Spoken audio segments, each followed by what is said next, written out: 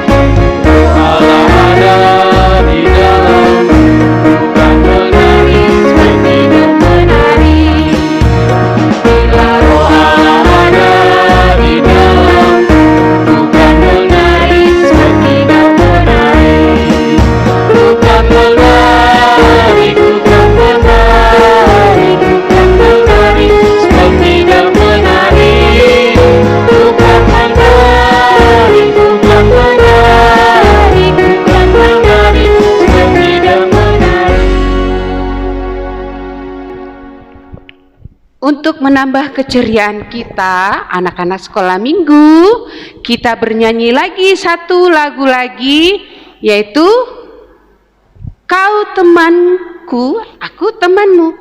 Kita semua teman. Kita bernyanyi sama-sama ya. Oke, baik, kita bernyanyi.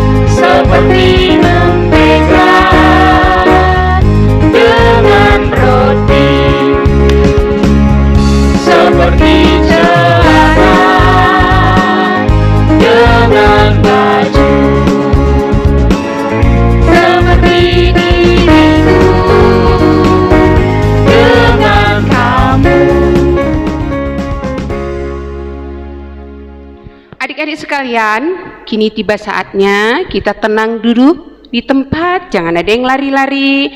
Kita akan memulai ibadah kita, persiapkan hatinya, persiapkan Alkitabnya dan kidung jemaatnya. Jangan ada lagi yang bergeser ke kiri dan ke kanan. Perhatikan, kita sama-sama memasuki ibadah. Kita berdoa di dalam hati, doa dimulai.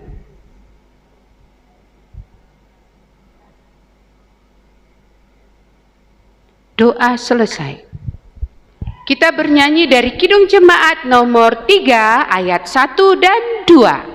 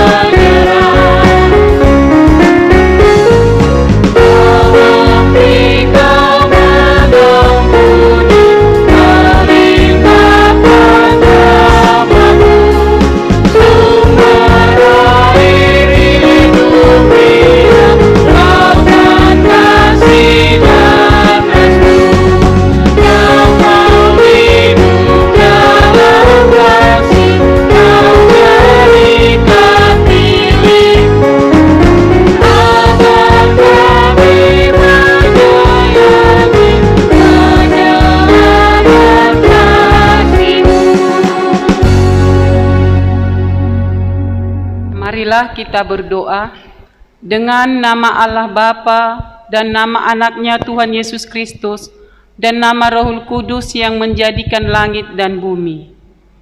Marilah kita sama-sama mengucapkan, ya Allah, kasihanilah kami. Ya Allah, kasihanilah kami, orang yang berdosa ini. Amin. Hukum Taurat Tuhan pada minggu hari ini, titah ke-6 dan artinya. Marilah kita mendengarkan teman kita mengucapkannya. Titah ke-6, jangan engkau membunuh. Maksudnya adalah kita harus takut serta kasih kepada Allah. Sebab itu jangan kita mengancam kehidupan tetangga kita maupun mendatangkan bahaya kepadanya, melainkan kita harus bersahabat dan membantu kebutuhan hidup mereka. Demikianlah hukum Taurat Tuhan. Kita sama-sama mengucapkan, ya Allah Tuhan kami, kuatkanlah kami. Ya Allah Tuhan kami, kuatkanlah kami untuk dapat melakukan segala perintah-Mu. Amin. Selanjutnya, kita bernyanyi dari Kidung Jemaat nomor 40 ayat 1. Ajaib benar anugerah.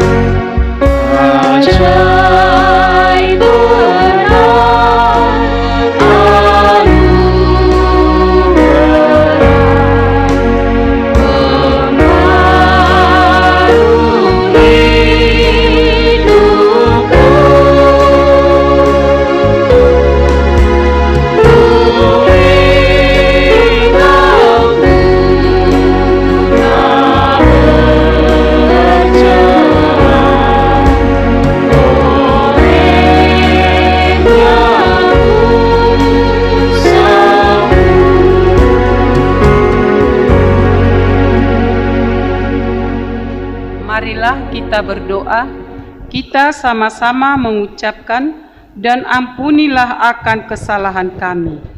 Dan ampunilah akan kesalahan kami, seperti kami mengampuni orang yang bersalah kepada kami. Amin. Ayat bulanan di bulan Maret tertulis pada Roma pasal 3 ayat 24. Marilah kita mendengarkan teman kita mengucapkannya. Ayat bulanan di bulan Maret, Roma 3 ayat 24. Dan telah kasih karunia telah dibenarkan dengan cuma-cuma karena penebusan dalam Kristus Yesus. Amin. Demikianlah firman Tuhan, kita sama-sama mengucapkan, berbahagialah. Berbahagialah orang yang mendengar akan firman Tuhan serta menyimpannya semuanya di dalam hatinya. Amin. Kita bernyanyi dari Kidung Jemaat nomor 282 ayat 1.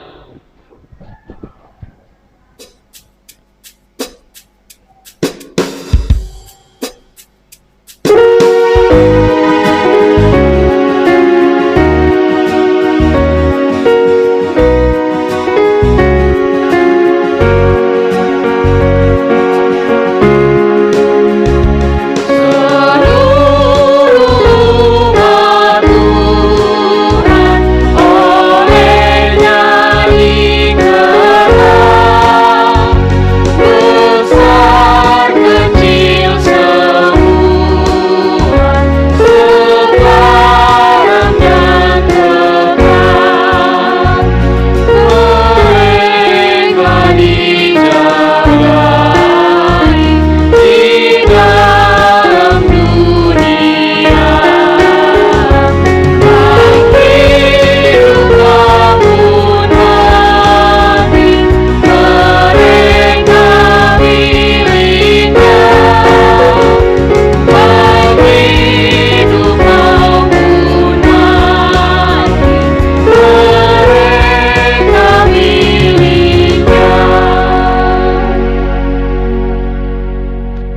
Marilah kita mengaku iman kita bersama-sama mengucapkannya.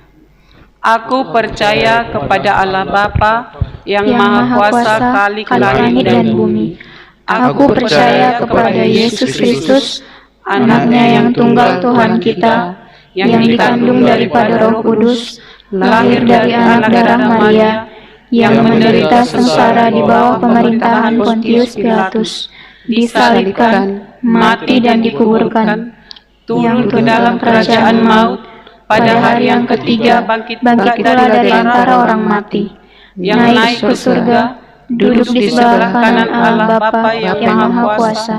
Dari sana akan datang kelak untuk menghakimi orang yang hidup dan yang mati. Aku percaya kepada Roh Kudus dan adanya satu gereja yang kudus, persekutuan orang kudus, pengampunan dosa, kebangkitan daging, dan hidup yang kekal. Amin. Kita kembali bernyanyi dari Kidung Jemaat nomor 457.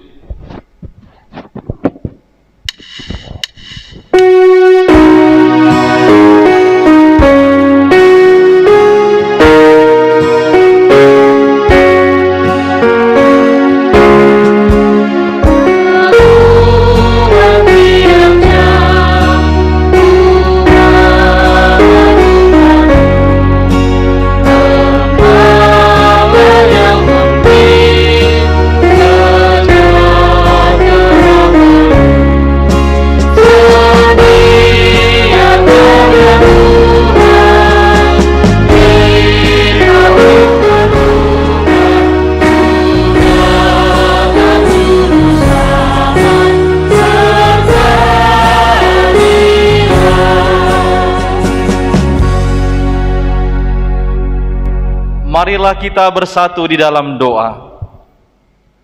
Damai sejahtera Allah yang melampaui segala akal, itulah kiranya yang memelihara hati dan pikiranmu di dalam Kristus Yesus Tuhan kita. Amin. Adik-adik yang dikasihi oleh Tuhan Yesus Kristus, Tuhan berfirman bagi kita pada minggu hari ini lewat firman-Nya yang tertulis di dalam Injil Matius pasal 26 ayat 57 sampai dengan ayat 68. Matius pasal 26 ayat 57 sampai dengan ayat 68. Silakan buka Alkitabnya, Amang akan membacakannya untuk kita ikuti di dalam hatinya. Beginilah firman Tuhan. Yesus di hadapan mahkamah agama. Sesudah mereka menangkap Yesus, mereka membawanya menghadap Kayafas imam besar. Di situ telah berkumpul ahli-ahli Taurat dan tua-tua.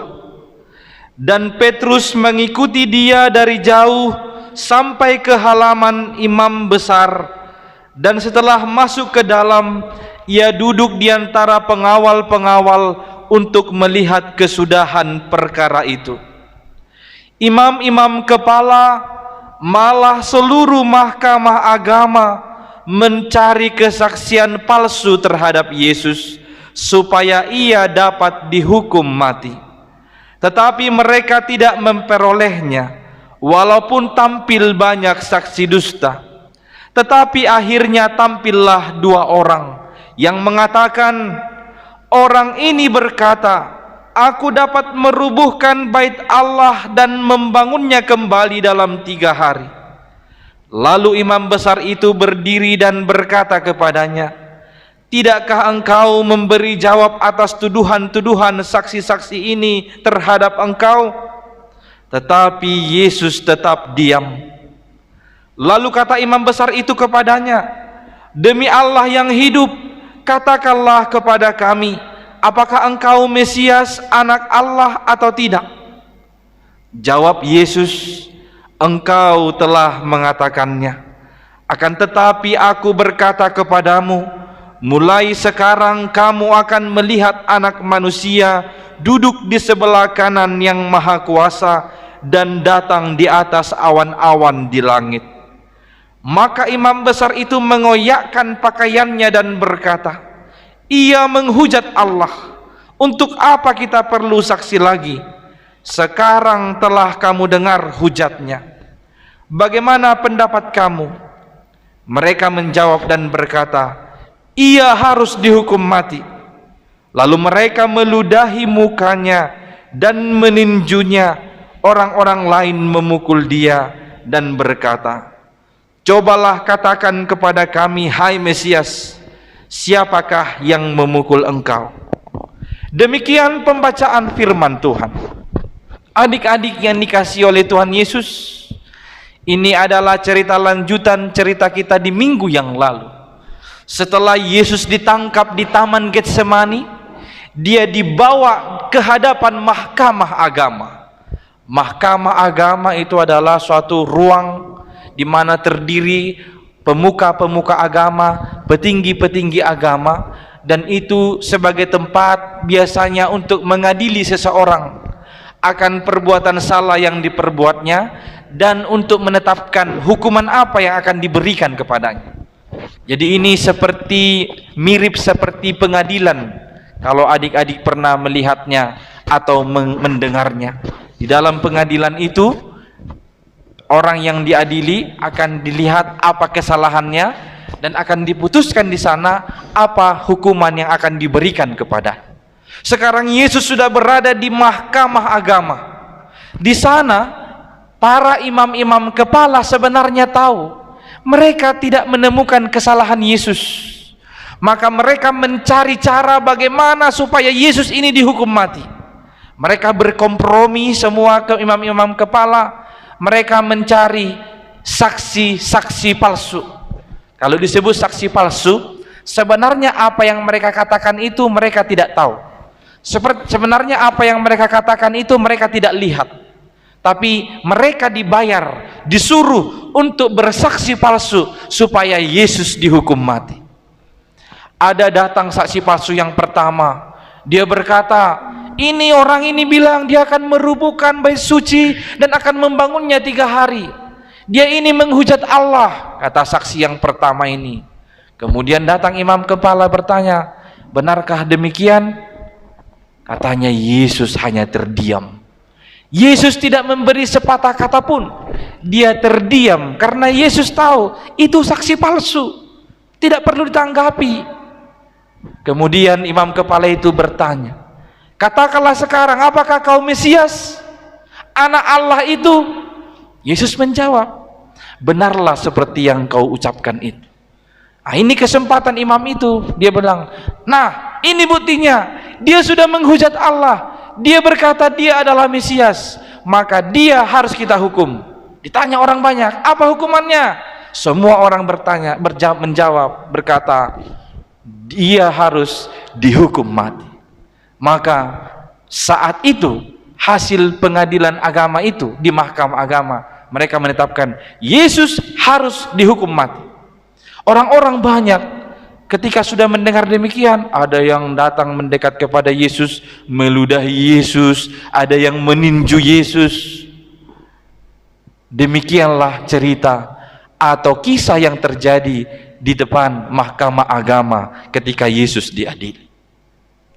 Adik-adik yang terkasih dalam nama Tuhan Yesus, lewat cerita ini kita mau belajar beberapa hal pada minggu ini.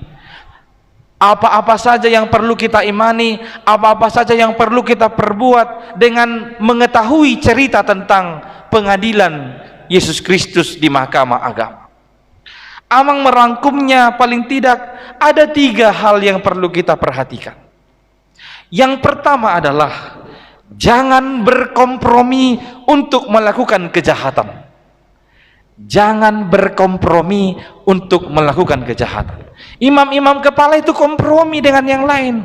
Ayolah kita carilah saksi palsu supaya dihukum mati ini Tuhan Yesus, si Yesus ini, kata mereka. Mereka kompromi untuk suatu tindakan yang jahat. Adik-adik, firman Tuhan mau menegur kita pertama pada hari ini, jangan berkompromi untuk melakukan hal-hal yang jahat. Misalnya kau ajak abangmu, kau ajak kakakmu membuat hal yang tidak enak supaya nangis adikmu.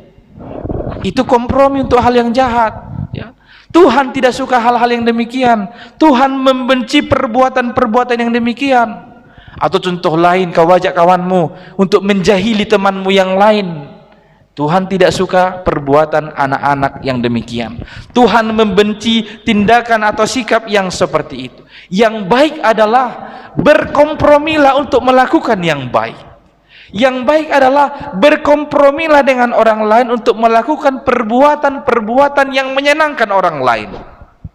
Misalnya nih, berkompromilah di rumah bersama abang, kakak, dan adik-adikmu, membuat hati orang tuamu senang. Kalau orang tuamu pergi kerja, kalian harus kompromi di rumah. Kita buat supaya mama nanti kalau pulang dari kerja harus senang. Kalian cuci piring, kalian sapu rumah, kalian bersihkan dan bereskan mainannya, semuanya mandi bersih. Ketika orang tuamu datang, sebenarnya mamamu udah capek, tapi karena dilihat udah beres, senang hatinya. Itu yang baik. Kalian kompromi dengan abang, kakak, adik untuk membuat hati orang tua senang. Adik-adik harus mencobanya. Amang percaya kalian bisa melakukannya. 1 minggu ini lakukan dulu seperti itu. Kalau orang tua mau pergi keluar, kalian harus berkompromi di rumah untuk membuat sesuatu yang menyenangkan hati orang tua. Itu anak-anak yang dikasihi itu. Yang kedua adalah jangan bersaksi palsu. Jangan bersaksi dusta. Hukum Taurat titah ke-9 berkata, jangan engkau bersaksi dusta. Bersaksi dusta, bersaksi palsu itu sama dengan berbohong, tidak berkata jujur, tidak berkata benar. Itu melanggar perintah ke-9. Tuhan mengingatkan kamu supaya jangan membiasakan diri berbohong, berkata bohong. Ayo adik-adik, pasti semua kita pernah berkata bohong kan? Mulai sekarang bertobatlah. Berkatalah perkataan yang jujur. Sesuatu yang sudah kau tahu, sesuatu yang sudah kau lihat, itulah katakan. Jangan kau memberitahukan sesuatu yang tidak kau tahu, membagi cerita sesuatu yang tidak kau lihat. Itu juga bersaksi dusta. Kau bilang kau lihat padahal nggak kau lihat. Kau bilang kau ada di sana padahal kau nggak ada di sana. Itu berbohong. Itu tidak jujur. Itu namanya bersaksi dusta. Tuhan mau mengingatkanmu jangan bersaksi dusta. Di dalam cerita tadi ada orang yang digaji, dibayar supaya bersaksi dusta kepada Yesus Kristus. Itu perbuatan juga yang tidak baik. Jangan berbohong. Anak Tuhan tidak boleh bohong. Lagu sekolah minggu yang bilang, bohong, bohong, bohong, itu dosa. Bohong, bohong, bohong, itu dosa. Bohong, bohong, bohong, itu dosa. Anak Tuhan tak boleh bohong. Gak boleh bohong. Yang ketiga ini yang terakhir, jadilah anak yang taat.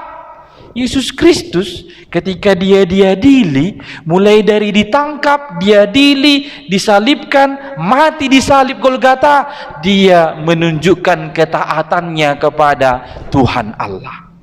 Itu rencana Tuhan memang. Yesus harus mati menderita demi keselamatanmu, demi keselamatan semua umat manusia. Yesus taat kepada Bapaknya. Walaupun dia sakit, diludahi, tadi ditinju, dipukul, tapi dia taat sesuai dengan perintah Bapaknya yang di sorga. Adik-adik, hari ini kita juga diajarkan firman Tuhan harus menjadi anak-anak yang taat. Taat kepada Tuhan, taat kepada orang tua, taat kepada abang kakak, taat kepada guru-gurumu, baik di sekolah maupun di sekolah minggu. Taat. Jadilah anak-anak yang selalu mendatangkan sukacita karena melihat ketaatanmu kepada orang lain. Adik-adik, demikianlah 3 hal ini menjadi peganganmu minggu ini. Jangan kompromi untuk melakukan kejahatan, jangan bersaksi dusta atau bersaksi palsu, jadilah anak yang taat.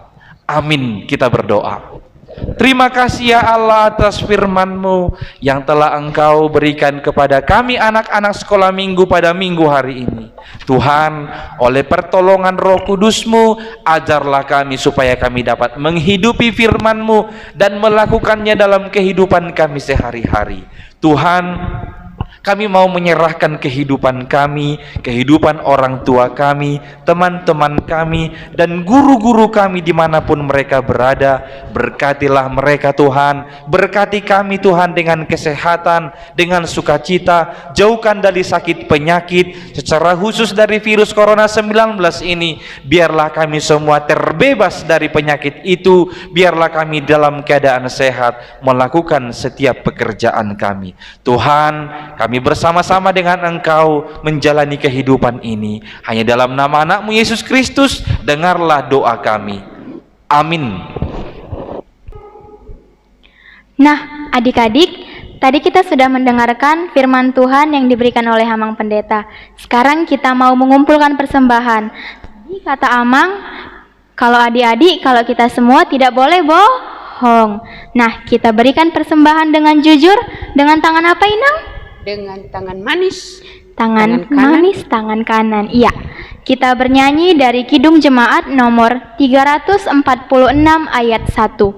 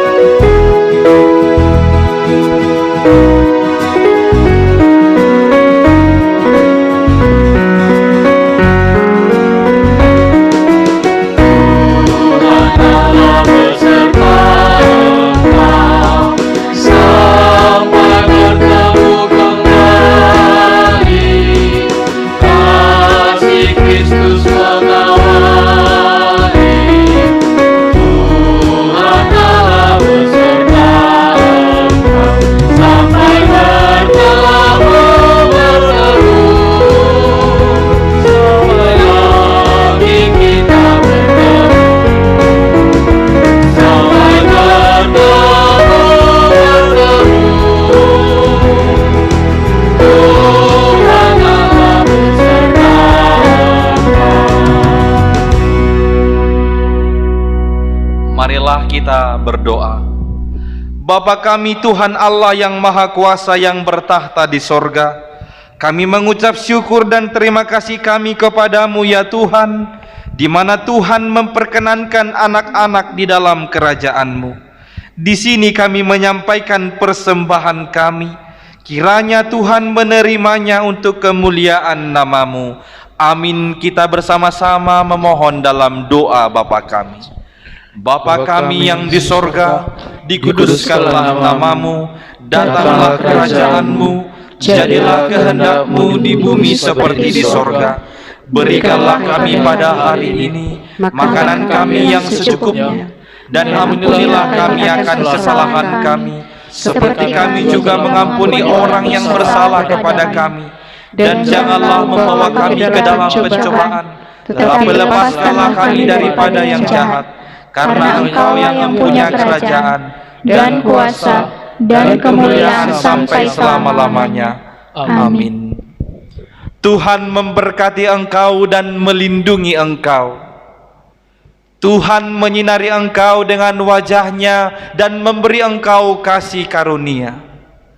Tuhan menghadapkan wajah-Nya kepadamu dan memberi engkau damai sejahtera.